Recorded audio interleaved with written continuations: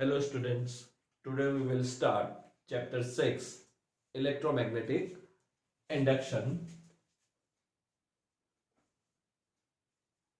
So chapter 6 is electromagnetic induction. Let us say the introductory part of the chapter, which we already know.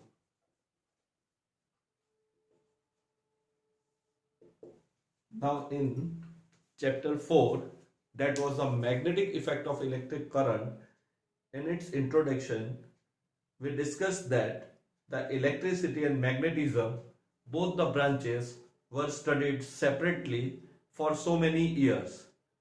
But these two branches were interrelated only after the Orsted's observation. And what was the Orsted's observation? The Orsted's observation was when a magnetic needle was placed near a wire carrying current, it shows a deflection. And from that, it was observed or it was proved that the motion of the electric charge produce the magnetic field around it. So the branch electricity and magnetism, which were studied separately for many years, were interrelated or were joined together with a new branch named electromagnetism. But this happened only after the Orsted's observation. So let us again write the few points that electricity and magnetism were studied separately for many years, but both the branches were interrelated after Orsted's observation.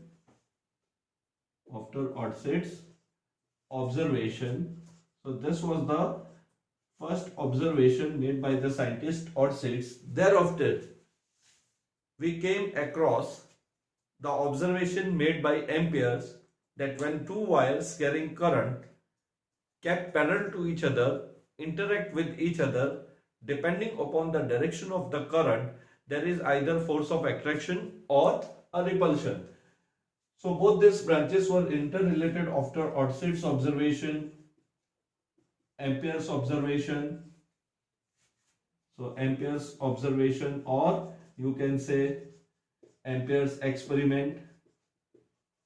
And then many scientists studied or made many observations or experiment where it was proved that these two branches are correlated or interrelated with each other. Now, in Orsted's observation, we found, so in Orsted's observation,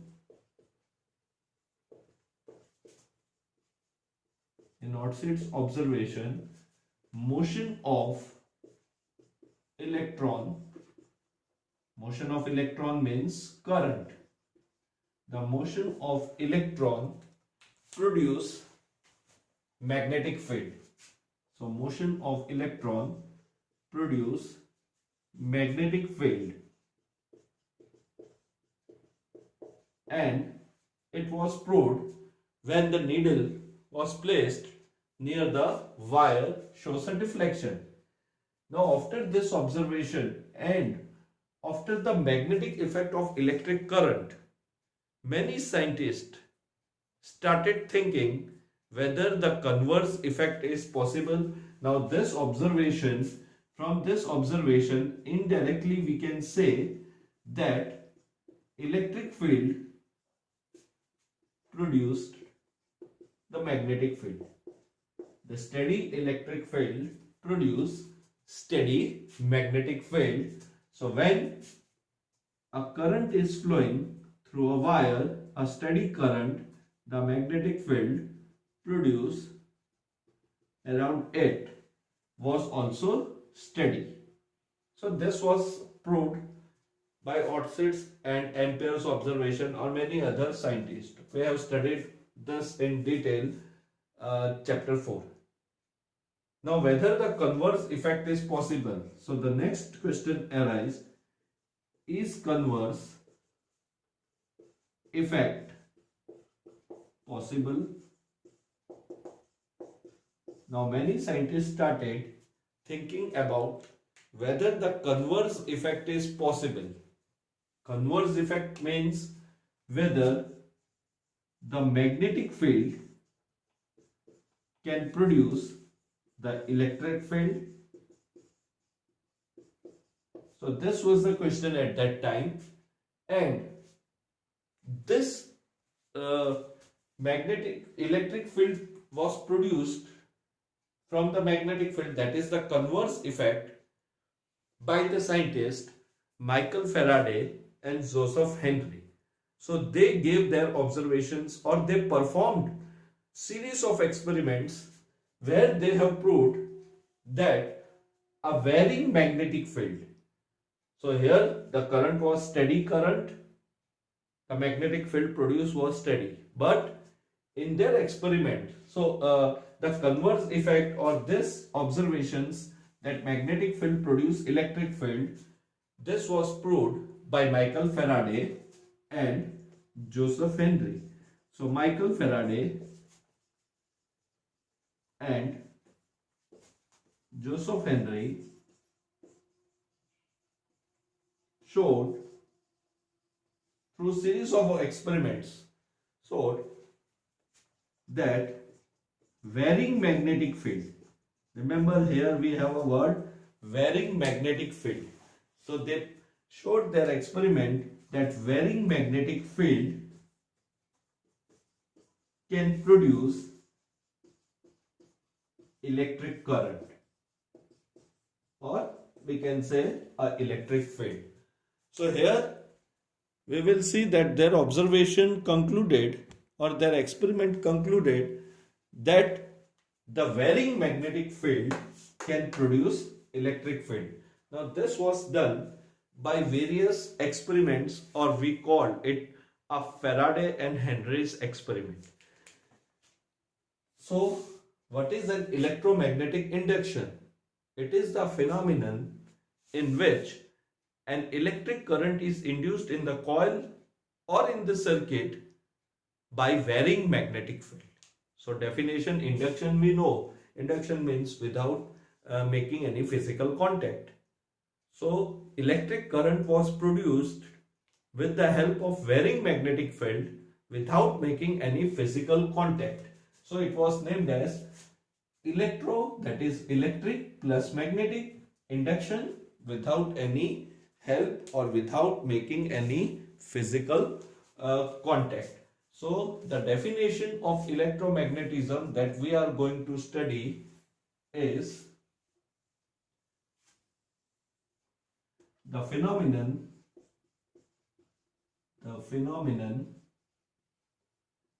in which an electric current is induced, or we can say generated, is induced in the coil, or sometimes we say in the circuit, due to varying magnetic field,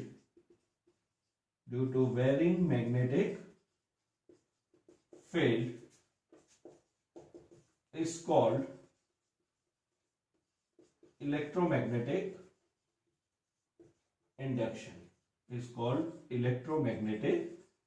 induction. That is the name of a chapter. So what is an electromagnetic induction? Electromagnetic induction is a phenomenon in which an electric current will be induced or generated in the coil circuit. You remember this, due to varying magnetic field is called electromagnetic induction. So it is the converse effect what we have studied in the chapter 4. And after all these experiments or all this observation, this electromagnetic induction branch helped us in the production, or it helped us in the development of generator from which we can produce an electricity, as well as the transformer. So when we will see this generator and transformer, we will use the concept of the electromagnetic induction, where the electric current will be produced with the help of a varying magnetic field. So this is the introductory part. So in this chapter, we will try to study first the Faraday's experiment. What were its experiment which proved this converse effect, that is the magnetic field will produce a electric field. Then we will see if the current is produced in the coil or in the circuit, what is the direction of the current, what is the EMF induced in it, because the current, if the current is flowing, there is a EMF induced in it. So we will come to that, and then we have another phenomenons which are called mutual inductance, self-inductance, and from that we will prepare a component or a device which will be called as inductor. So we will have three passive components of electricity. One is a resistor, one is a capacitor, and other is an inductor, that we will study, and in the end we will study about a AC generator. So this is all about we have for introductory part. Now let us see the experiments of Faraday and Henry. Experiments of Faraday and Henry. Now we have three experiments which are named as experiment number 1, experiment number 2, and experiment number 3. Now in this experiment number 1, we have one coil having N turns which is connected to a sensitive galvanometer. So let us consider a coil. So this is a coil having N turns. This is a coil having N turns which is connected to a sensitive galvanometer. We know galvanometer is a sensitive device which shows or which is used to detect the presence of an electric current. So this is a coil having N turns. Now Faraday joined this coil with a sensitive galvanometer, and he took one magnet, let us say North Pole is facing the coil. So the situation is like this. This is a coil having N turns, or you can take 1 turn also, and this is a magnet. The North Pole of the magnet is facing the coil, or the North Pole is approaching the coil. Now we know that the magnetic field lines originate from the North Pole. So this is the magnetic field lines, and inside the magnetic field line is from south to north.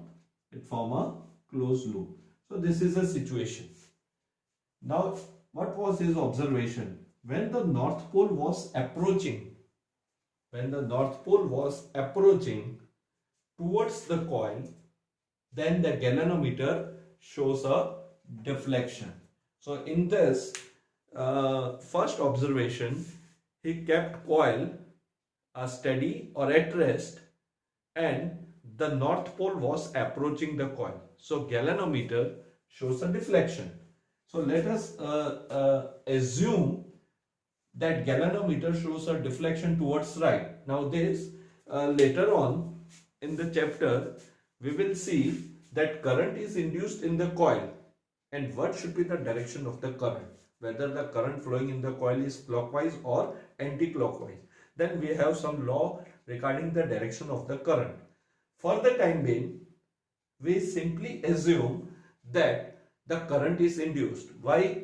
Because the galvanometer is showing a deflection. So first observation, north approaching.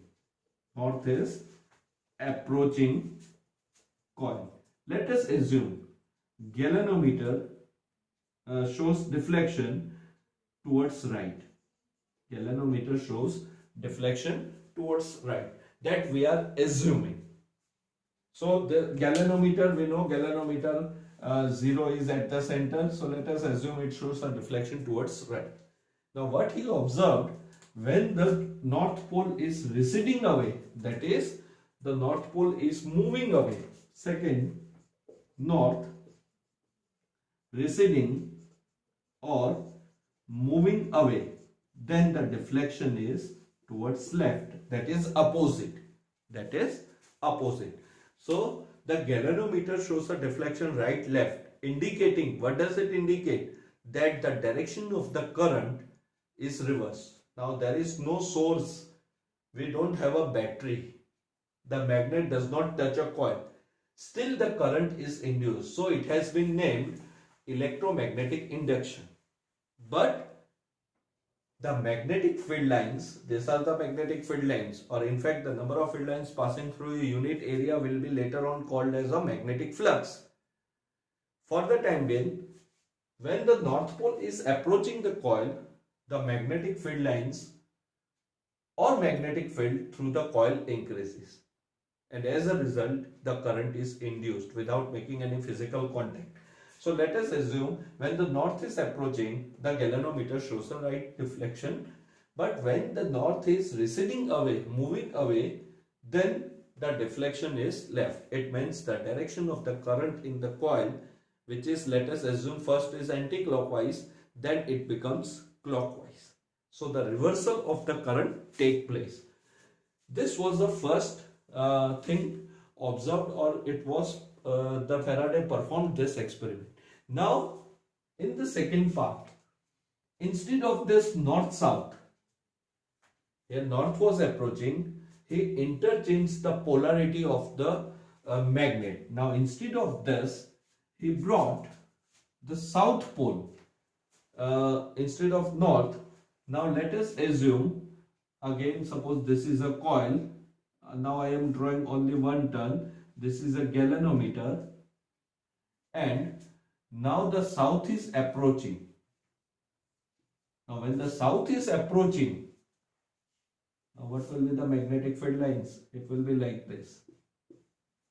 When the south pole is approaching, the deflection was opposite of this observation. So when north was approaching, if the deflection is towards right, then south approaching, the deflection is left, that is opposite of this. And when south is receding or it is moving away, then the deflection is opposite to that what was observed with the north pole. So both the experiments or both the cases are opposite to each other, and the galvanometer showing opposite deflection indicate that the reversal of the current take place. So one thing is clear from this observation, it is by common sense that the magnetic field is increasing, the current is induced. Suppose the current flowing is in a anti-clockwise direction, we will study the direction of the current induced also. Then when this north is moving away, that is when the magnetic field is decreasing, the deflection is left, it means the current is reversed. If the polarity of this is a change, the observation is different from that what was observed with the north approaching or receding away. But at the same time, it was also observed if the magnet is held stationary, coil was initially is held stationary. If magnet and coil both are stationary, then there is no deflection in the galvanometer. Then there is no deflection in galvanometer, indicating that no current is induced. It means the magnetic field through the coil should increase or decrease. So in the introductory part we said the magnetic field or magnetic flux should continuously keep on varying. So this is the observations. Instead of magnets, here we have seen the motion of the magnet. Now instead of this, it may be possible that the magnet is kept at rest or stationary and the coil is moved towards it or away from it. Again, you will see the induction. If you are approaching, if the coil is approaching the magnet and the current is anti-clockwise, say, then if you are receding away, if the coil is receding away, the direction is opposite. So same observation is observed. Sorry, same thing is observed. That is the induction current is induced in the coil. Instead of either magnet or coil, if both are moved towards each other or away from each other, then also the current is induced. So what should be the conclusion? Now we have to conclude this experiment. So you have to, we make a conclusion that because if both are stationary, there is no induction. So the conclusion from this experiment is the relative motion. See, these experiments are very simple. It can be written in our own words. The conclusions are very important. So we wind up our experiment always with the conclusion: the relative motion between coil and magnet. Relative motion means either magnet is in motion or coil is in motion, or they both are in motion. There should be the motion of either of this or both of this. The relative motion between the coil and magnet is responsible for induction, or you can say for generation of electric current in the coil. So this is the first observation, that the relative motion between the magnet and the coil is responsible for the generation or the induction of an electric current in the coil. So this is experiment number 1. Now experiment 2 is almost similar to that of experiment number 1. The only difference is, instead of a magnet, we have now the second coil which is connected to a battery. So first coil C1 is as it is connected to a sensitive galvanometer. Now in experiment number 1, we have a magnet. Instead of magnet, we have coil 2 which is connected with a battery. So we know that if a current flow in a coil, it behaves like a magnet. To just confirm that whether really the magnetic field is responsible for the induction, Faraday performed this second experiment, because if the magnetic field is responsible for the induction, then a current carrying coil which also behave like a bar magnet should also produce an induction. Otherwise,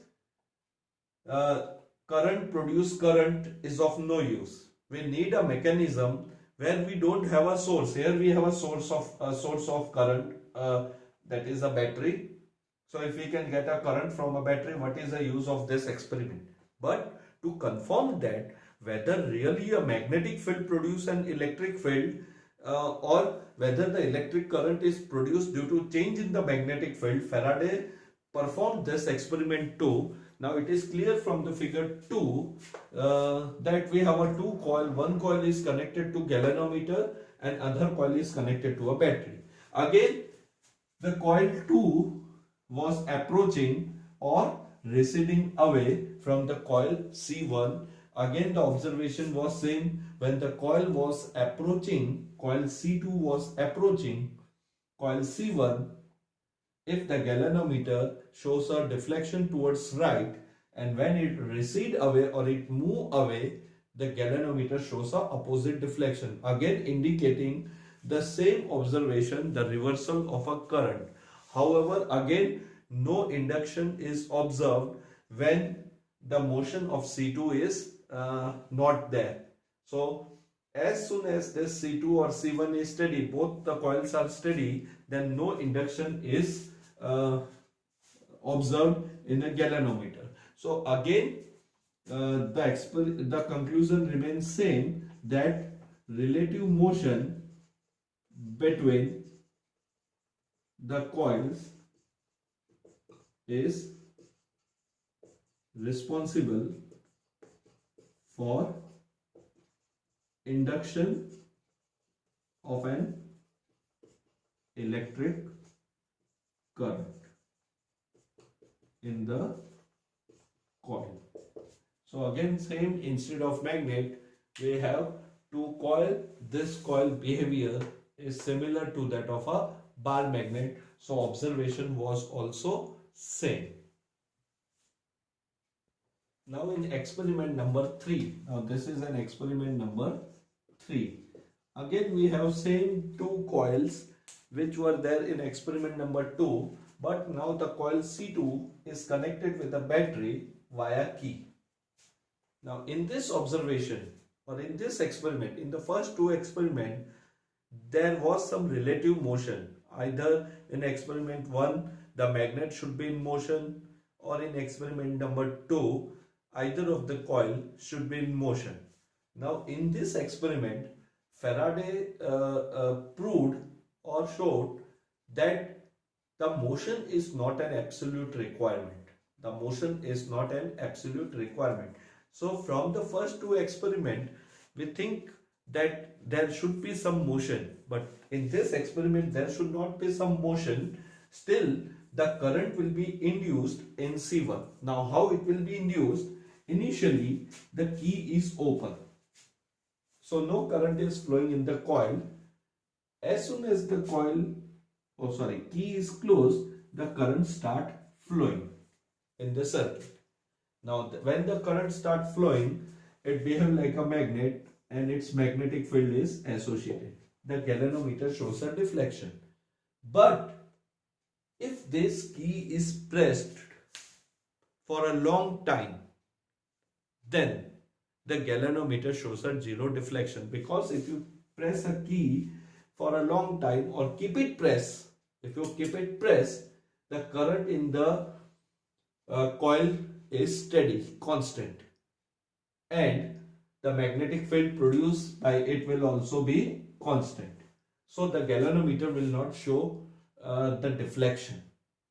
But if this key is closed for a moment and released, it means if you keep on tapping the key, the tap is closed or the key is closed momentary and then it is released, then galvanometer continuously shows deflection. So once a key is pressed for a moment, it is a momentary, it should not be pressed for a long time. So if the key is pressed for a moment or momentary, if the galvanometer shows a right deflection or a left deflection, any one side, and if I release the key, the galvanometer immediately shows a opposite deflection, again indicating the reversal of current in C1. So induction take place in C1 as far as you keep on tapping the key continuously.